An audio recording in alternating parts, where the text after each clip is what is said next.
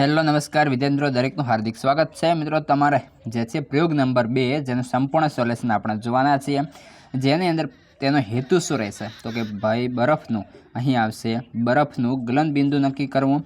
સાધનો તો કે સ્ટેન્ડ, બીકર, કાચની ગળણી અને થર્મોમીટર અને બરફના ટુકડા। મિત્રો આ જે છે તમારી નવી જે છે પ્રયોગ પોથી આવેલી છે ન્યૂ, તેના આધારે આપણે સંપૂર્ણ સોલ્યુશન જોઈ રહ્યા છીએ। જે તમારે જે છે મિત્રો સંપૂર્ણ લખવાનું રહેશે પ્રયોગ પોથીની અંદર, તો તમે જે છે આ વિડીયો જોઈને લખી શકો છો। કઈ રીતના પ્રયોગ કરવાના છે એ પણ તમને સમજાવીશું। તો મિત્રો આપણે જે ઉપર સાધનો જોઈએ તેના આધારે પ્રયોગ આપણે કરીએ। તો સૌપ્રથમ આકૃતિ આ પ્રમાણે તમારે જે છે દોરેલી હશે।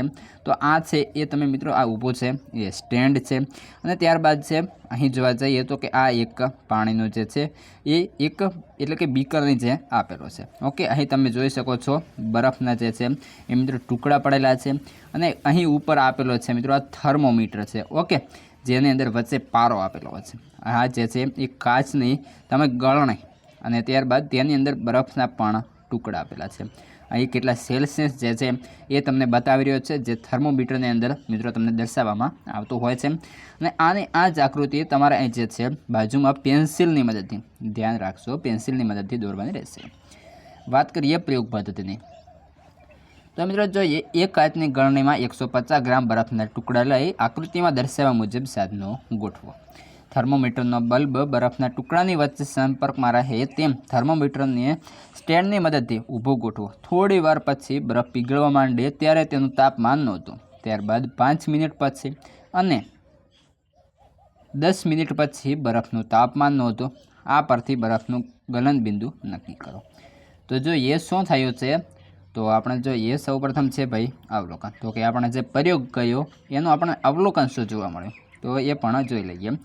બરફ પીગળે ત્યારે શરૂઆતનું તાપમાન તો કે 0 સેલ્સિયસ છે। 5 મિનિટ પછી જોવા જઈએ તો કે બરફનું તાપમાન કેટલું રહેશે તો 5 સેલ્સિયસ અથવા તો ડિગ્રી કહી શકો। ત્યારબાદ છે આગળ ત્રીજા નંબર 10 મિનિટ પછી બરફનું તાપમાન તો કે 10 સેલ્સિયસ, અને નિર્ણય શું આવ્યો તો કે બરફનું ગલન બિંદુ જે છે એ મિત્રો 0 સેલ્સિયસ છે, આપણને જે છે સરેરાશ જોવા મળશે। મિત્રો અન્ય જે તમારા પ્રયોગો છે, અન્ય જે છે તમારા સ્વાધ્યાય સોલ્યુશન છે અન્ય વિષયોના, એ પણ આપણે ચેનલ પર મળી જશે, જેની સંપૂર્ણ લિંક આ વિડીયો ડિસ્ક્રિપ્શનમાં પ્રાપ્ત છે। જ્ઞાન ચકાસણીના મિત્રો તમને ઓપ્શન એટલે કે MCQ આપેલા છે।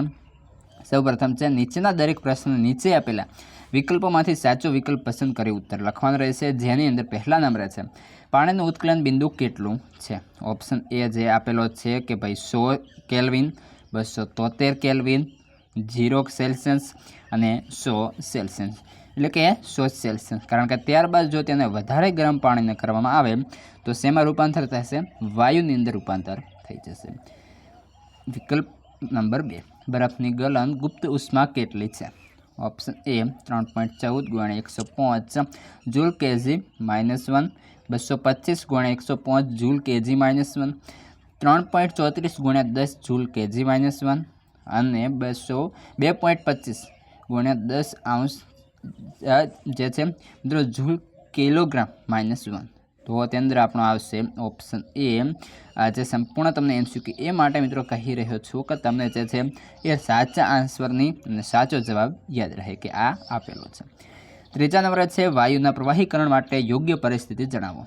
તો પહેલું છે નીચું તાપમાન ઊંચું દબાણ, ઊંચું તાપમાન નીચું દબાણ, નીચું તાપમાન ઊંચું દબાણ અને ઊંચું તાપમાન નીચું દબાણ। તો ઓપ્શન સી એ જે છે નીચું તાપમાન અને ઊંચું દબાણ। ગલનની પ્રક્રિયા દરમિયાન ગલન બિંદુ સુધી પહોંચ્યા બાદ જ્યાં સુધી સંપૂર્ણ બરફ પીગળી ના જાય ત્યાં સુધી તાપમાનમાં શું ફેરફાર થાય છે, તો ધીમે ધીમે ઘટે છે।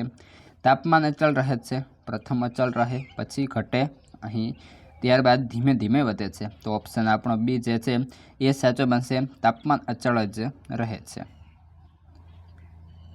દ્રવ્યની ઘન અવસ્થામાંથી પ્રવાહી અવસ્થામાં રૂપાંતરની પ્રક્રિયાને શું કહે છે, તો ઓપ્શન એ ઠારણ, ગલન, બાષ્પીભવન કે ઉત્કલન। તો ઓપ્શન બી આવશે મિત્રો ગલન।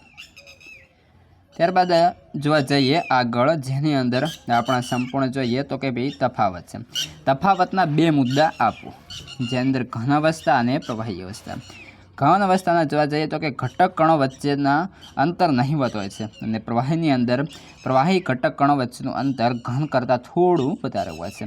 ઘન અવસ્થાની અંદર ઘનની સંકોચનીયતા ખૂબ ઓછી હોય છે, પ્રવાહીની સંકોચનીયતા ઘન કરતાં થોડી વધુ હોય છે.